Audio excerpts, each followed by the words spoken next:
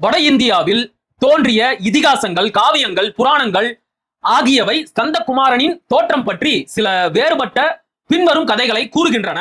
மகாபாரதத்தில் வனப்பருவம், சல்லிய பருவம், அனுசாசன பருவம் முதலிய பகுதிகளில் அக்னியின் புத்திரனாக பின்வரும் வரலாறு ஸ்கந்தனை பற்றி கூறப்பட்டிருக்கிறது. யாருடைய புத்திரனாக கூறப்பட்டிருக்கிறது? அக்னியின் புத்திரனாக கூறப்பட்டுள்ளது. இப்ப நம்ம விக்கி ப்ரோ சொன்னார் இல்ல, திருமுருகாற்று படையிலையும் பரிபாடல்லையும் முருகன் சிவனின் மகன் என்றுதான் குறிப்பிடப்பட்டிருக்கு, நான் அதைத்தான் ஏத்துக்குவேன் அப்படின்னு. அப்புறம் ஏன் மகாபாரதத்துல முருகன் அக்னியின் மகன் அப்படின்னு குறிப்பிட்டு வச்சிருக்காங்க? அதுவும் மகாபாரதத்துல முருகனை குழந்தை அப்படின்ற அர்த்தத்துல சிசுன்னு குறிப்பிட்டிருக்காங்க. இதுல எது சரி, எது தப்பு? இது ரெண்டுத்துல ஏதாச்சும் ஒண்ணுதான் உண்மையா இருக்கணும்.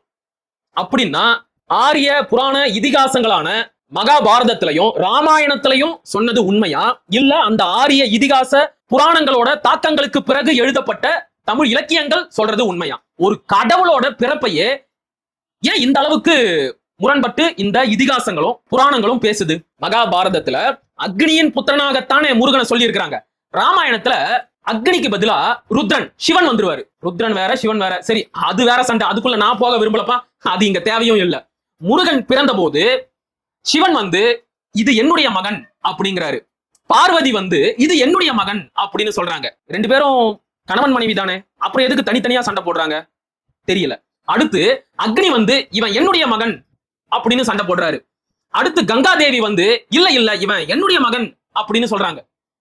கடைசியில முருகர் 4 வெவ்வேறு விதமான வடிவங்கள் எடுத்து 4 பேருக்குமே மகனாக போய் சேர்றாரு. அதுக்கப்புறம் சிவன் இவன் எல்லாருக்குமான கடவுள் அப்படின்னு வரம் கொடுக்கிறாரு. அத சொல்றாங்க பாருங்க.